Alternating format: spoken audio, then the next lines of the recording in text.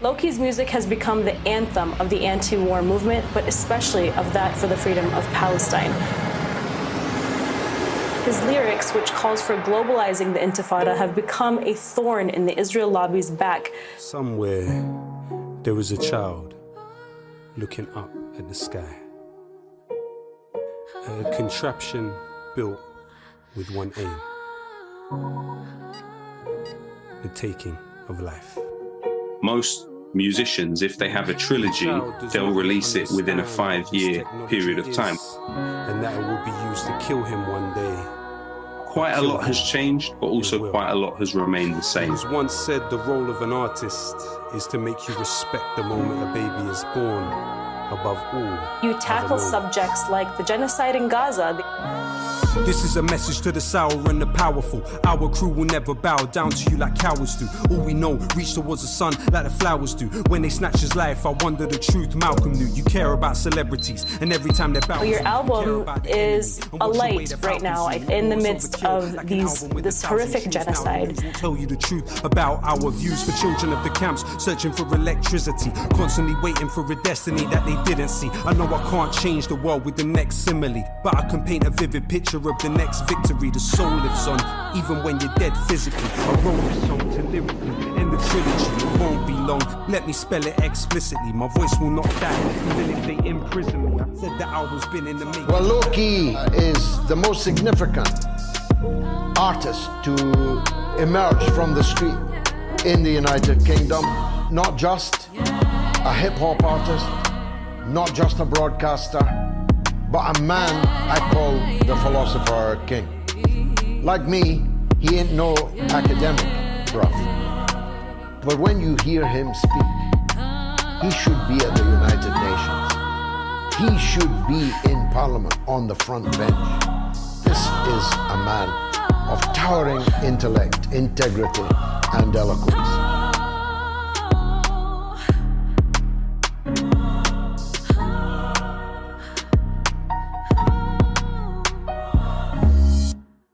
What's up, everyone? This is Mnar Adley. I'm the founder and director of MintPress News, and welcome to our MintCast podcast. This is the official podcast of MintPress News.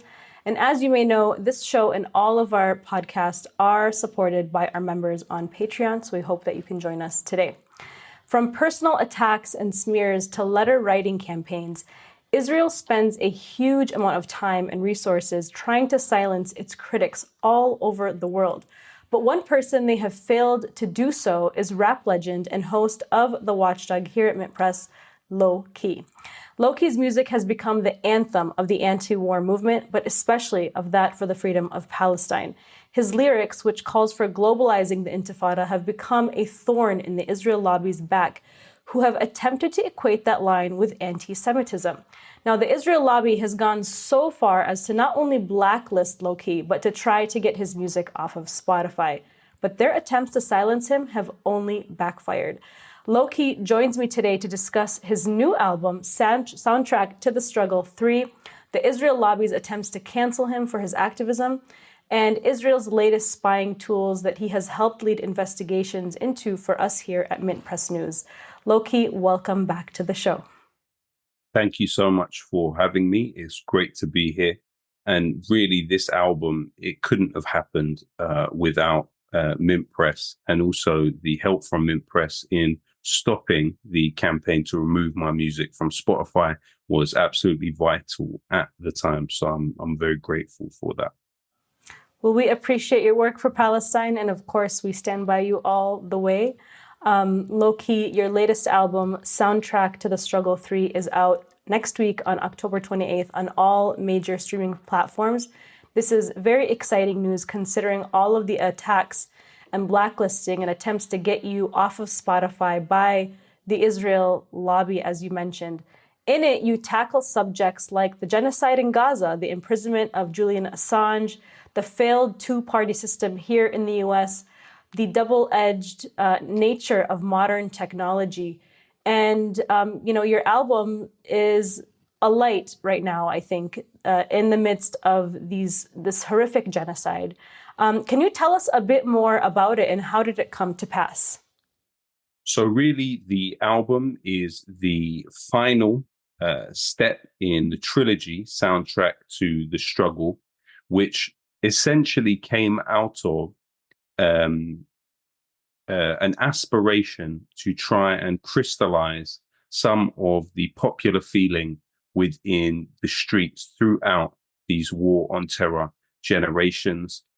Growing up, I was a part of the anti-war movement, and I wanted to try and turn some of that, the slogans that would be used on the demonstrations, the chants that would be used on the demonstrations, into something that could be repeated, that had melody to it, that was able to express a lot of that yearning for social justice and a better world.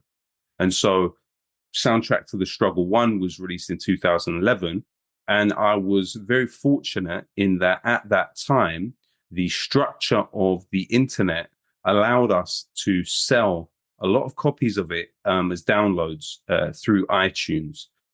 And what that led to was the album actually charting. And at that time, it was very rare, not only for rappers, but unsigned independent rappers to chart in this country, and especially with the content that we had on there, songs like Obama Nation, songs like Terrorist, songs like Long Live Palestine.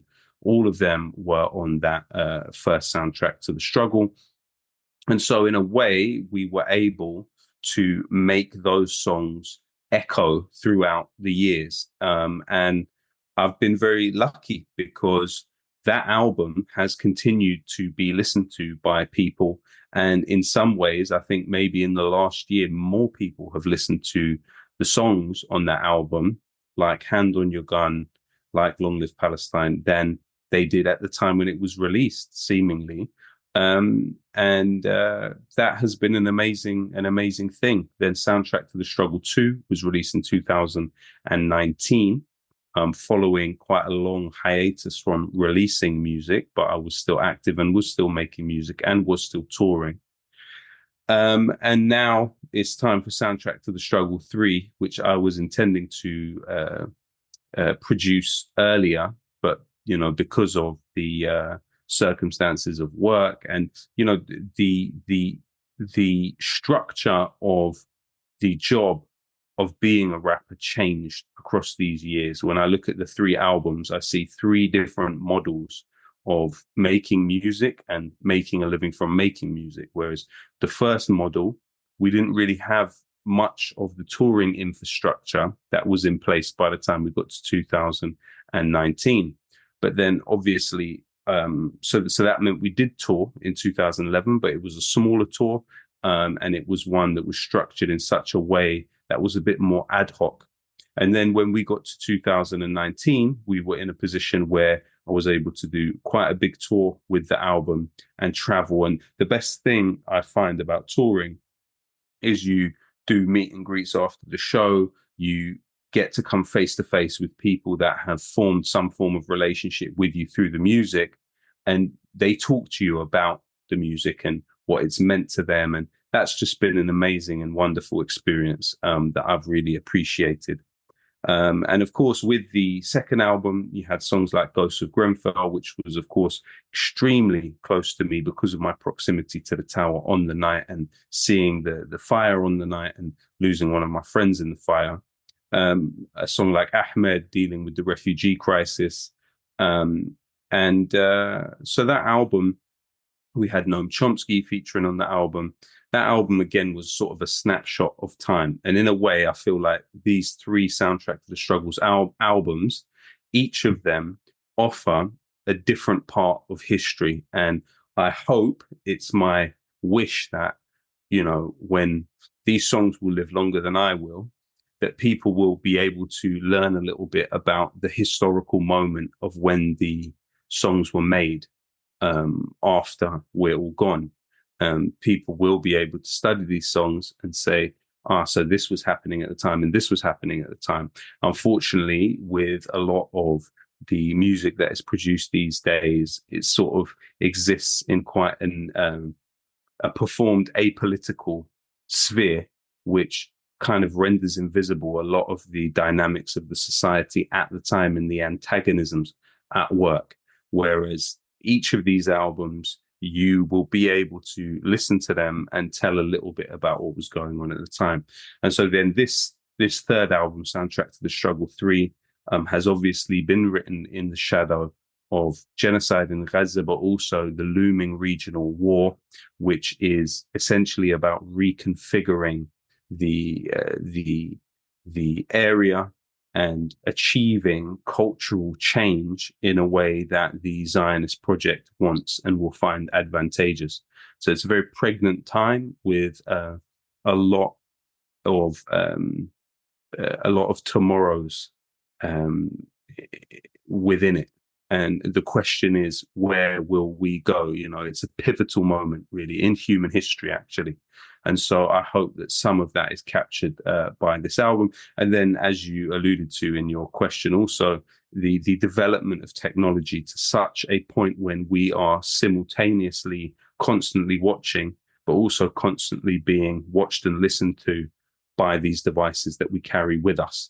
And that has all types of implications. You know, if you look at when Soundtrack to the Struggle 1 was released, people were downloading the MP3 via iTunes. So it was being downloaded directly onto their computers. Now, in 2024, you're in a situation where the companies that are the streaming companies are also data mining companies. So there's actually a two-way exchange. It's not a simple transaction. It means that when people are listening to my music, the company which is streaming the songs is also deducing information about the listener, and then that information is then monetized to more effectively advertise to the listener. That's at very least. That's what we know about the information that's being gleaned. So the whole nature of music buying and selling has changed. When I was 17 and going to open mics with my friends and pressing up CDs at home, rapping at the open mics and then selling the CDs after the open mic, that was the shape of some form of an industry. It was a simple transaction whereby you're getting the CD and selling it to someone. That's where it ends. But then you have the iTunes era, then you have that is also in lock and step with the Facebook and the YouTube era. And as you know, from the way these media platforms have developed, more and more has been taken from the user, but in a way that the user may not be completely aware of. And that issue of data, I think, is actually central to the album in some way. And on a particular track, I do touch on it.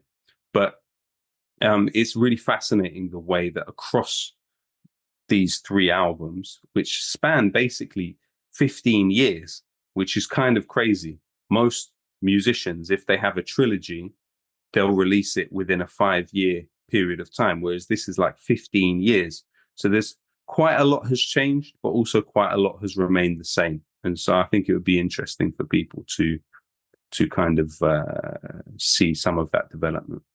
He is certainly one of the most demonized human beings of our time. He has been rendered among the unpeople. In a way, his willingness to take up and defend those who have been dehumanized on an industrial scale, he became one of them. Imagine a world where criminals are worshipped, and it's the innocent they're filling up the earth with. Those that expose them in literal internment. Judges working with murderers are giving them the verdict. If Blair was in jail, there in a cell, punished for his war crimes, would he be wearing it well? Instead he's on the news without a care in the world, pontificating about ideas he can sell. What if your crimes were reflected on your face? Would they waste time? And I'm glad you touched on that, because I think surveillance capitalism in general is probably the most important issue that we're facing in terms of data collection and using that data against us. So and by the way, that is all intertwined with Israel and the genocide and Israel's surveillance tech industry, which we touch on in your music, and also have helped us lead investigations on those issues at MintPress. So, but to go take a step back a little bit, if it were up to the Israel lobby, this new album would never have even been made. You faced constant attacks from Israel supporters because of the content of your songs. More than a decade ago, the Jewish Chronicle newspaper called your popularity a nightmare for the state of Israel. Could you tell us about some of the attacks you faced, and more specifically about where the Israel lobby is now in the UK in their attacks against you and your music? Wow. Well, of course, across these years, the power of the lobby in this country has increased massively. At the point in 2011, the phrase globalized the intifada, speaking about Zionism, they didn't like it, and they would publish on small blogs information about it. They would send people to events to write blogs about it, to record what was being said. However, they didn't seemingly at that time have the power to do things like shut bank accounts, like get platformed. They didn't successfully chase people out of their jobs. So there were some cases of people losing their jobs with charities more particularly. But, the political parties had a far wider space and larger parameters for political expression around Israel and Zionism at that time. There were several really clear political figures. So when Soundtrack to the Struggle 1 came out, George Galloway may have still been in Parliament at that time. I participated in the Viva Palestina convoy to Gaza in 2009 with him. So you had a different shape, really. And the lobby, it had nothing like the role in public life that it now has off the back of the Corbyn years. And I deal with some of that in The Killing of Corbynism, which is about a political project which I was personally, emotionally invested in, and worked to empower in any way that I could. I knocked door to door in my community, asking people to vote for the Labour Party. I intervened directly in both the 2016 and the 2019 election with everything I could. And it actually led to, in our area, which while the particular area, Latimer Road, which is around Grenfell, is one of the most densely populated places in the country.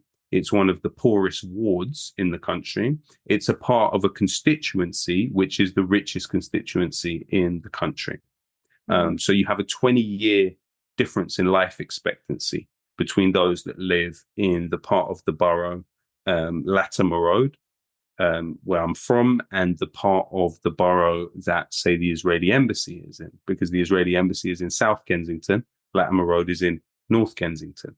And so for us to be able to get a pro-Corbyn Labour candidate into Parliament in 2016 was a significant achievement, because the constituency always voted Conservative.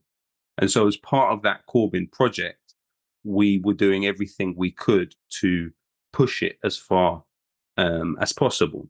However, the Israel lobby over the next years was able to really hammer down and confect crisis after crisis on the basis of expression around Israel and Palestine. And so what it led to was Corbyn almost being weaponized against the membership that he'd brought in.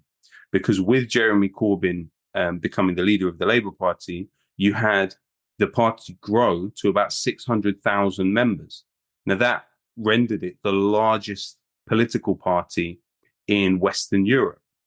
However, what happened was, bit by bit, they were kicking people out of the party on trumped-up charges of anti-Semitism, but essentially it was for being pro-Palestinian. And so you had thousands of people kicked out of the party, many more thousands of people leave the party because of that situation, and eventually Corbyn himself was kicked out of the party, despite the fact that for so many years he had been basically turning a blind eye to what the Israel lobby was doing in the party.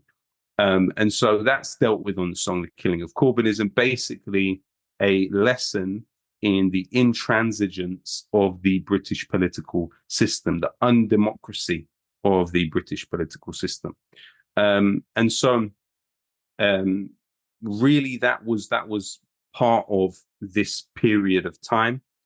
Of course, you then have the other things that happened across the period leading up to this album, which have all gone into and informed this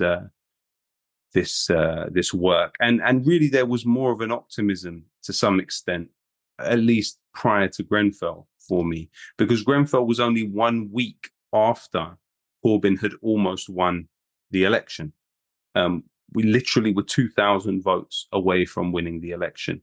And in the case of the pro-Corbyn politician that won in my locality, that was somebody who literally won by about 50 votes. So in a way, I guess my music / career could be a case study in the relationship between music and political involvement, and a musician as a political actor. So trying to achieve political objectives, and music being some form of tool in that process. And since one of your primary focuses in the new album is, of course, Israel, and you've seen the way.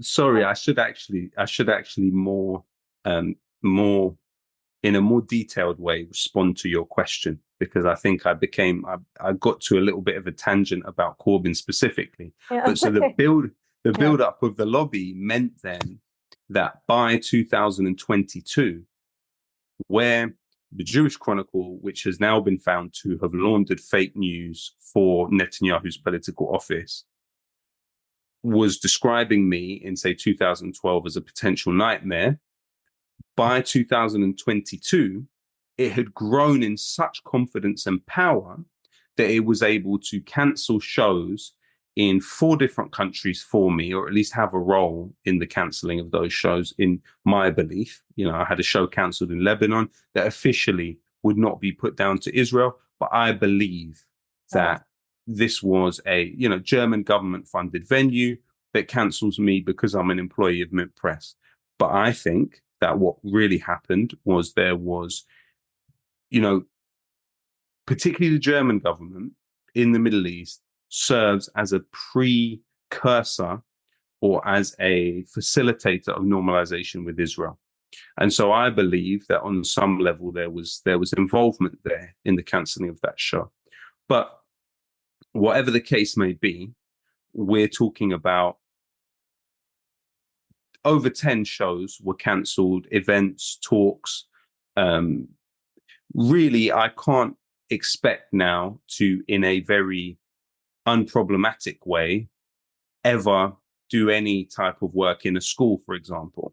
And that's because they will be able to manufacture a campaign against me. I had a show cancelled in Leeds in 2023, if I remember correctly, as well. And regularly there will be abuse targeted at events, at venues that try to host me. They'll be threatened with legal action.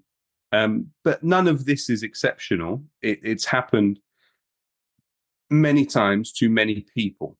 And the lobby is, like I said, through the Corbyn years, it was able to really oil its wheels and build up its systems of cancelling people.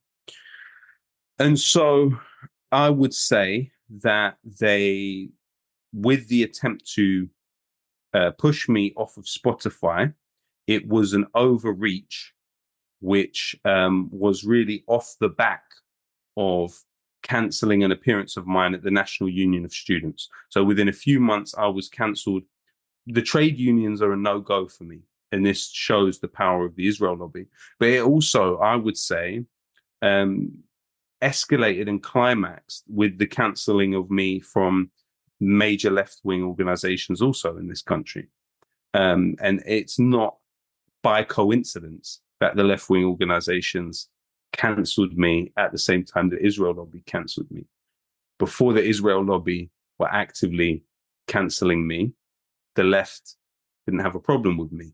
But then as soon as the Israel lobby intensified their campaign against me, it's then the left left-wing groups decided they had a problem with me and cancelled me from the major left-wing platforms in this country. I have more of a presence in Belgium or in the Netherlands, the left in the Netherlands, than I do in the left in this country now at this stage. Because ultimately, through the development of Palestine Action, we have created a new movement and a new culture, which has not been absorbed into the existing systems of political expression really in this country. But in terms of the Spotify campaign, it was led by an organization called We Believe in Israel, which was headed at the time by Luke Akehurst, who was on the NEC of the Labour Party.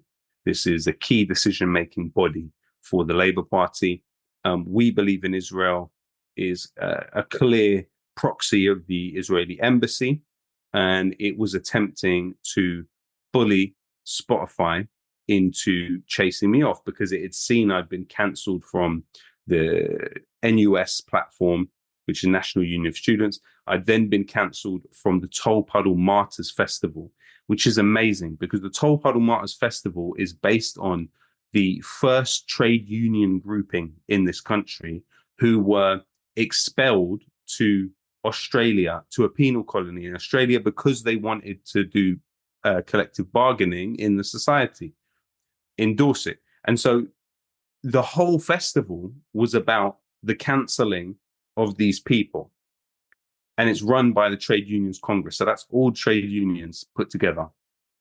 And then they come and cancel me on the basis that these Zionist groups are mobilizing against me. And so I think the Spotify campaign came because they felt that now was the time to maximize what they were trying to do. And they wanted to cut off my ability to live and earn. And so they looked at where I was earning. They're like, okay, Spotify, let's get him off Spotify. But what they didn't bank on was two things.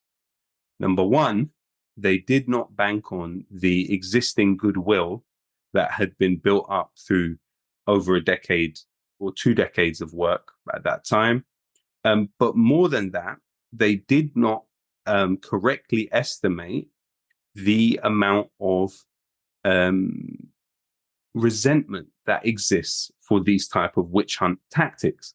And so as soon as people are hearing that the Israel lobby is trying to get you off Spotify, so people that I'd never met before, really very powerful people, actually. You had Mark Ruffalo, Hollywood actor. You had a princess of Jordan. You had a UN special rapporteur. These are people I'd never spoken to. I didn't contact them. They got involved in the campaign to stop the lobby from removing the music from Spotify. But most importantly, it was people like MintPress, people like Alan McLeod, and people like Asa Winstanley from Electronic Intifada that from the beginning were working on the wording of the document that would go out to all these people to seek their support. It was Saud Khalaf, who was working with me at the time, who worked very hard to try and push that campaign as hard as possible.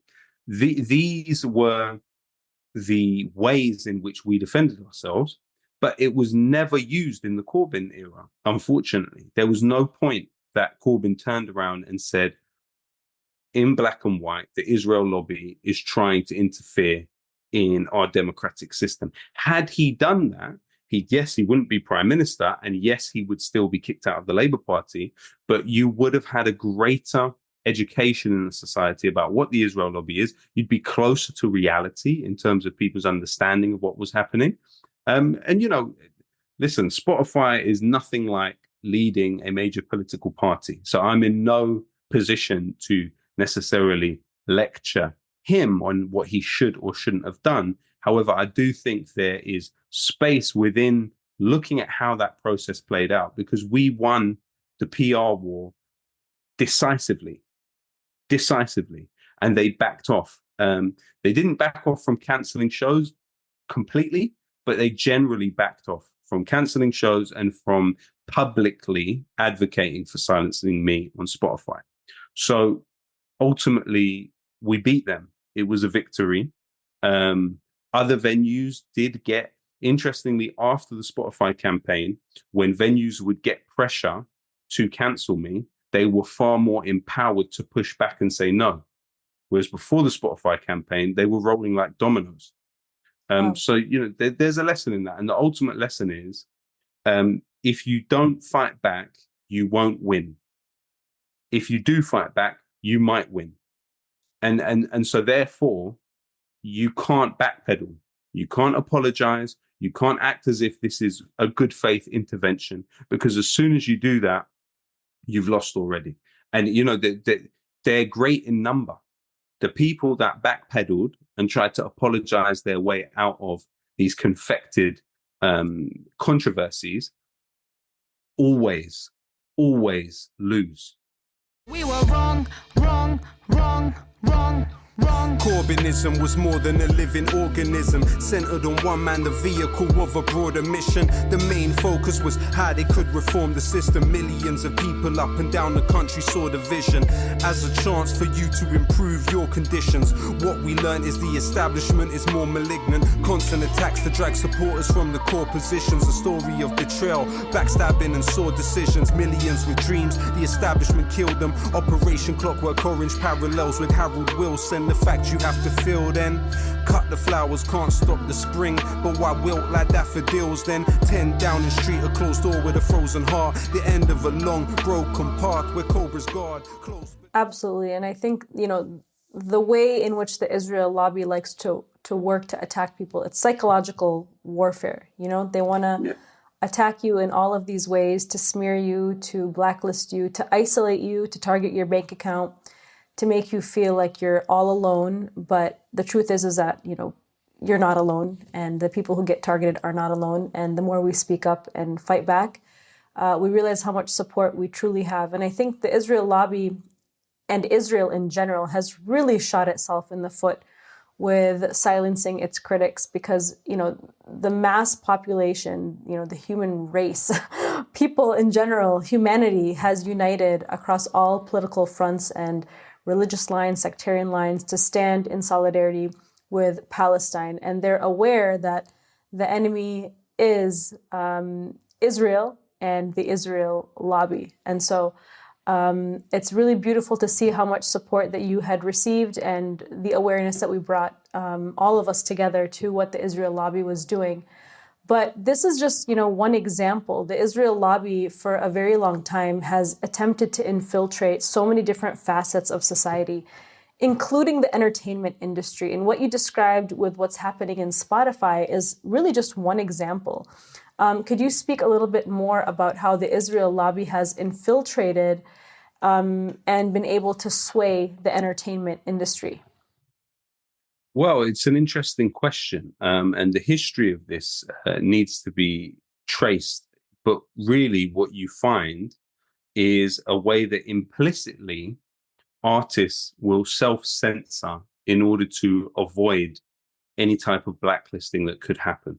So I've looked at someone like DJ Khaled, for example, and I've questioned, what can possibly be happening in his psyche which keeps him silent on what is happening, because he is a Palestinian person.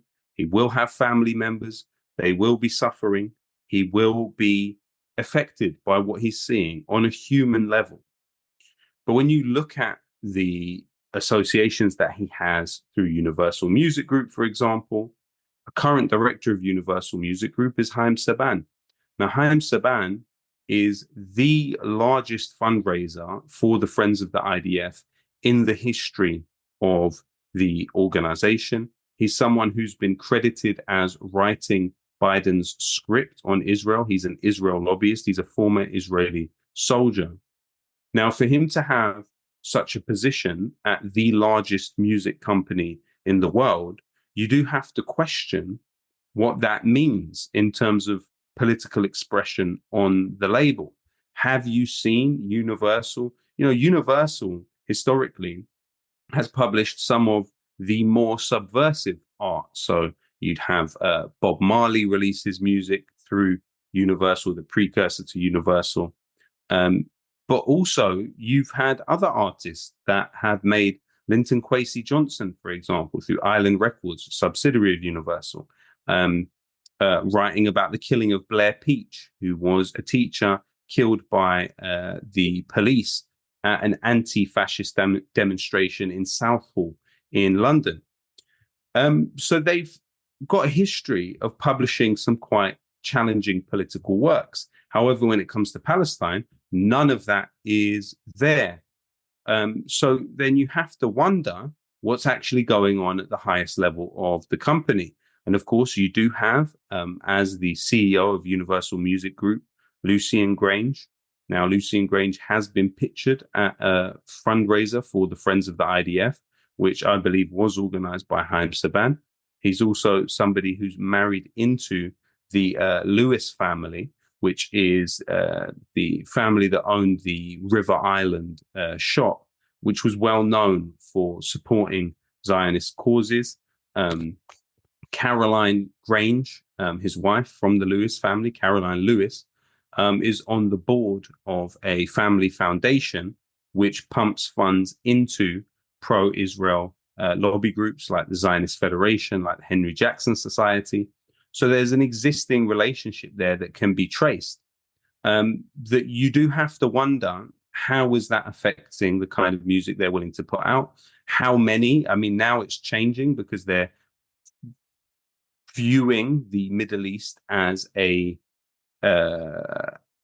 population to exploit, a consumer base to exploit, but they weren't signing any remotely Arab artists for decades. And people like myself or Mike Righteous, who's from Middle Eastern origin, these were artists who were obtaining millions of views through YouTube. So surely that was monetizable for major labels. They could have potentially signed artists like us and made money.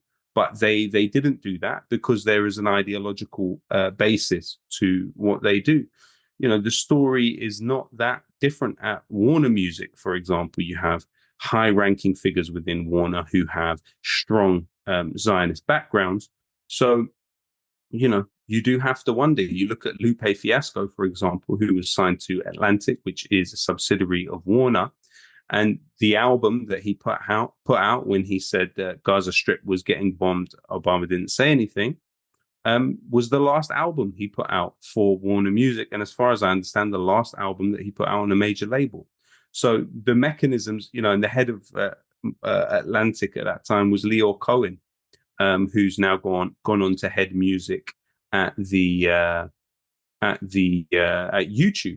And of course, Leo Cohen is somebody with you know, an Israeli background, who had a father that fought in 1948 as part of the Zionist terror groups, whose mother used to work for Abba Eban, the Israeli ambassador at the United Nations, and who started his career working for the National Israeli Bank. And he's somebody that has, from time to time, intervened with letters that are basically supportive of Israel's policy. Like in 2014, he put his name to a letter. It was published. It was credited to him as the author. Whether he did or didn't author it, I'm not sure. Basically trying to calm down anti-Israel feeling around its war in Gaza in 2014.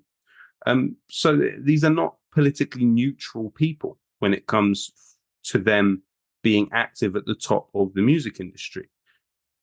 It's just a simple fact. If somebody with my kind of political orientation was to be at the top of a music company, it's going to inform the kind of music that I will lend my support to.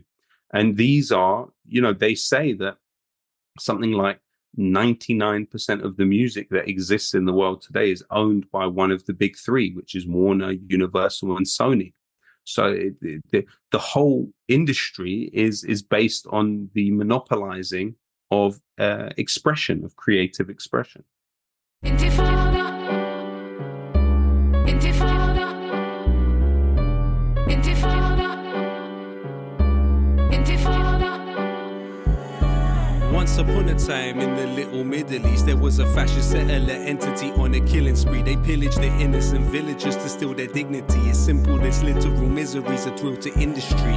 In case you're wondering, the place is Philistine. From little Italy to Greece and the streets of the Philippines. They know the name, even Algeria felt the guillotine. Cause ignorant idiots sit and wish to bring them to their knees. When it's like that, they even kill children holding white flags. It's quite mad, clear the only choice is to fight back. No, we are not scared. No, you cannot kill us. Resistance forever on behalf of those not with us. And it's really amazing to hear music that isn't bad. From awful pro-Trump country music to the cringe-inducing raps in the musical Hamilton. It seems like a lot of political music today is very tone-deaf. You talked a little bit about that. Could it be that the music industry is controlled by those three companies that you mentioned? I mean, what do you think accounts for that? And why isn't music in the style of yours more popular? Well, I think the gatekeepers who are able to control the algorithms, who are able to control the airwaves. When I first started making music, if you were not played on the radio, then your music didn't really exist. And so at that time, the people that were forming the playlists of the radio would control what was and wasn't cool and what was and wasn't even heard.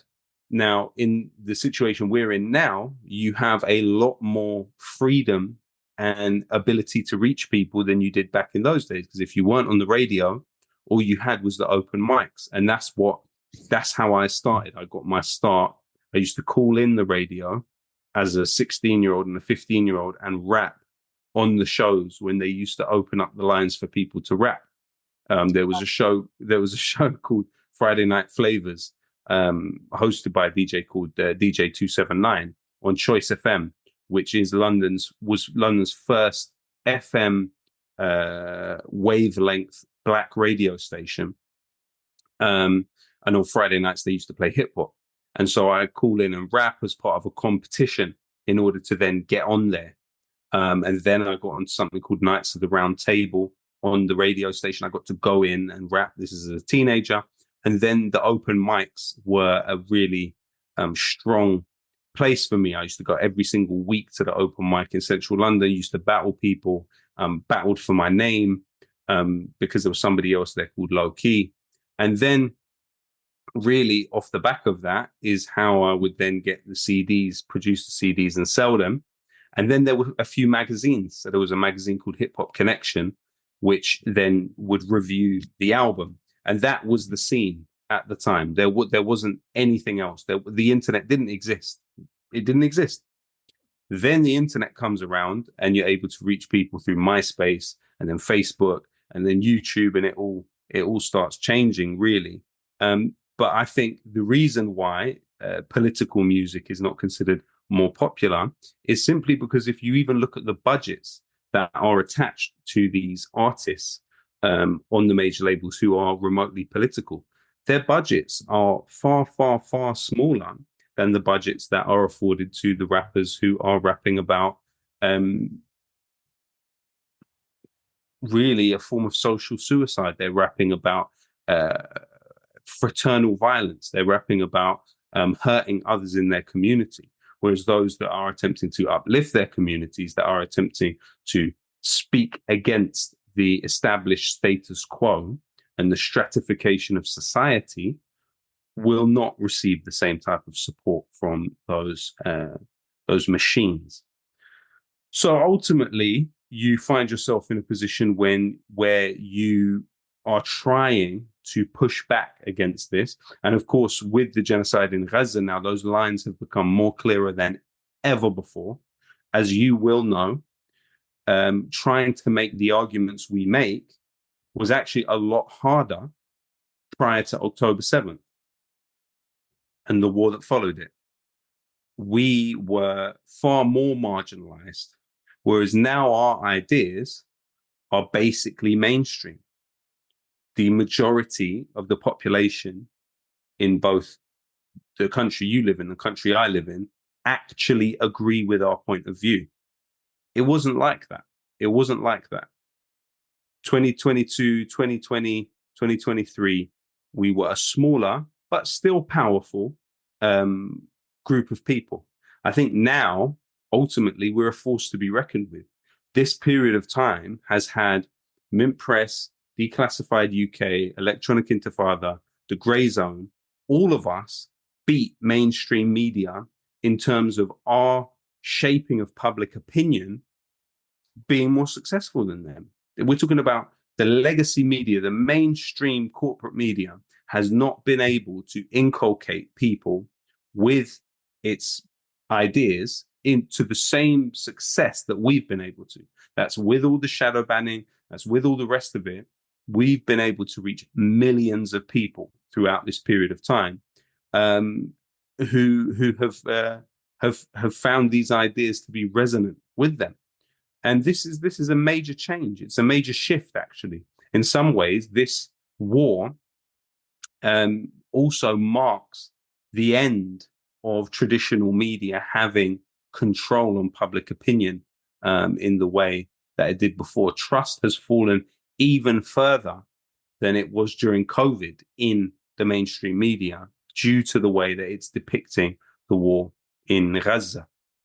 From the river to the sea, Palestine will be free. From the river to the sea, free, free, free. How can I start? Can't get the image out of my heart when we've seen the bodies found in a mountain of parts. Netanyahu told you just another child of the dark. Clear it's gonna take much more than thousands to march, more than a speech, more than a poem, more than a track of music. Gonna take more than a sit down with Bassem Youssef. Even bringing back ambassadors is an act that's useless long as you pump oil for Apaches and the tanks they using. Freedom just beyond reach for people you cannot see. He's wheezing and cannot breathe and screaming through the concrete, looking for his 4 children. The bombs leave structures. Absolutely. And, Israel, as I've said time and time again, has really shot itself in the foot because people are able to see through the propaganda. And it's because of independent outlets and independent voices like yourself who have been able to pop the propaganda bubbles and really shape the narrative about what's really happening in Gaza, but also to expose Israel's tentacles, I guess you could say, in which they have embedded themselves and infiltrated so many assets of society, but especially in the high-tech industry to spy on people. And, I got a little bit of a sneak peek of your song, Friend or Foe, which deals with how smartphones are not necessarily our friends. Can you tell us a little bit more about Israel's global spying network? Israel's global spying network. Go ahead. Well, throughout the period following the Oslo Accords, this led to a great flow of information into Unit 8200. Now, Unit 8200 is the Israeli military's signals communications department, is the equivalent of GCHQ in this country. And what it does is it processes and analyzes communications of Palestinians and others in other parts of the world through their electronic devices. Now, in the situation we're in now, we are now living through the consequences of a 2012 policy that Benjamin Netanyahu set into motion, whereby they moved individuals from Unit 8200 into private companies. And so this ability of Israel to insinuate itself not only into the information infrastructure of the world and the intelligence agencies of other countries, but also to insert itself into the supply chain, which is what you saw with the pager attack in Lebanon. All of these have consequences that are, in some cases, deadly. What you also saw over these years is the build-up of Unit 9900, which is Israel's visual intelligence unit, which has satellites above the sky. So even in cases where Israel does not enter the airspace of another country, it will have satellites above the country that can communicate what is happening on the ground there. And so they are believed, for instance, to have had a role, this unit, in the assassination of Hassan Nasrallah. But the song, particularly Friend or Foe, speaks about the the mobile phone, the smartphone, as basically smart as an acronym for surveillance marketed as revolutionary technology, whereby if you in your house have Alexa, you have to be aware that it's not going to stop listening to you. And so, for example, there are those that have spoken about this is the first time in history that a book can read a person, meaning that while you're online reading a book, everything about the way you behave is being not only monitored, but then noted by the machine. And then through AI is being used to work out and deduce certain things about how you are. So they have 5,000 character points built off of your behavior with your smartphone. That's a significant change. And that gives them a really significant informational advantage to whoever has that data. And Israel has set about since 2012 obtaining as much data as it can about as many people as possible. And it's doing that through an encouragement of quote unquote entrepreneurship by former employees of Unit 8200. But in the case of That Song Friend or Foe, it's actually just more generally about this position that the phone has in our life.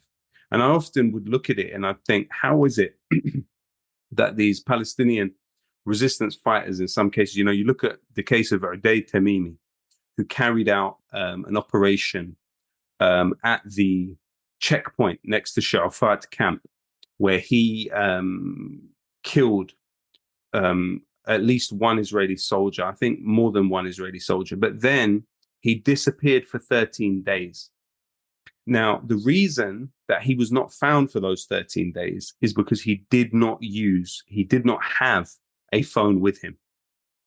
And he disappeared within the community and shaved his head. And that led to others in the community shaving their heads so it could confuse Israeli soldiers. He was only eventually found and killed when he went to a settlement to launch an operation. And it was then he was killed. Then you look at, say, for example, the assassination of somebody like Ismail Haniyeh. So the story is, whether it's true or not, he had a smartphone with him that had WhatsApp downloaded onto it, and he was in family group talking to people. And one would wonder why this was the case. It's not that we're addicted to the phone as people, we're addicted to the connection with others, and we seek connection. And so the phone is doing so many things at the same time. It's exploiting your need to be closer to other people in order to deduce information about you that you just don't know is being gathered about you.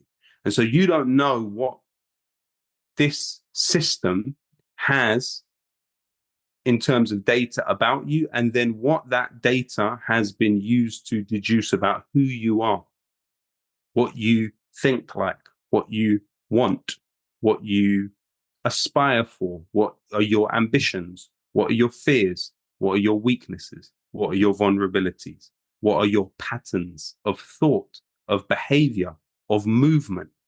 All of that can be obtained by looking at the smartphone that you have with you, including listening to you right now, including seeing your child's face. You may not put pictures of your children on the internet, but if they use your smartphone, then the pictures exist somewhere. And that's, you know, I allude to Edward Snowden on the song. And for instance, in Permanent Record, he talks about working for Booz Allen Hamilton as a contractor for US security agencies. And he says, we found commonalities between all people, that all people would take pictures of their children. All people would have all manner of details, personal, private details, he said, which are not in any way private. They are part of a permanent record, which actually the highest bidder can have access to. Wow. So that's quite incredible change in human civilization. But also think about it this way. Anything that we use, say 8 hours a day, would normally be seen as a form of drug addiction, right? If you would smoke for 8 hours a day, if you were to drink for 8 hours a day, or something else, it would be seen as something discouraged societally, possibly. I mean, in smoking and drinking, maybe not so much, but with the phone, all of us are addicted to the phone. We've all been hooked onto this technology without fully understanding the exchange that is taking place. The phone is one thing to us, but then a completely different thing to the people on the other side of that information. And Israel has been able to position itself on the other side of that information very skillfully and through the development of Unit 8200. And that's, I would say, part of the story of this war too. While you've seen the media become, the mainstream media become rendered more and more at odds with truth, you've also seen, I would say, play out on the ground. You look at, for instance, the 2006 war in Lebanon, Hezbollah was able to defeat Israel with only 3,000 fighters. With only 3,000 fighters in 2006. What's changed since 2006? Israel has a massive informational advantage because of their monitoring of communications in a way that's just unprecedented. And so all of these things, I think, are worthy of study. And I think the album deals with that a bit. And the Friend or Foe song, it might surprise some people because they think I'm talking about a friend for the first 2 verses. And then in the last verse, you understand that I'm actually talking about the phone. And it's that position that the phone has in our life, which is, I would say, pretty unnatural, actually.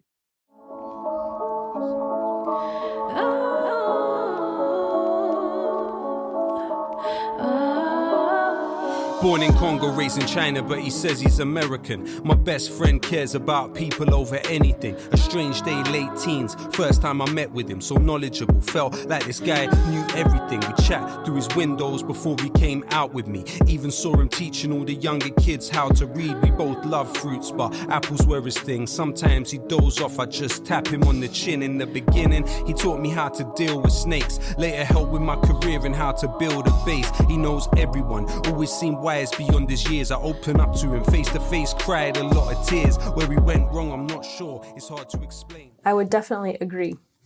Apart from all of those dopamine hits and trying to achieve connection, which is literally how people get addicted to drugs, it also feeds people's egos. And so it keeps everybody coming back over and over again. Lowkey, we are so excited for your album to be released, soundtrack to The Struggle 3. I think it will, be a light right now, something to inspire us all to create change, to take action in these really, really dark times. And so we thank you and we commend you for standing up to the Israel lobby, for pushing back. And, we're honored to work with you and to continue to stand in your corner. Thank you so much. Thank you so much, Mnar. I appreciate it.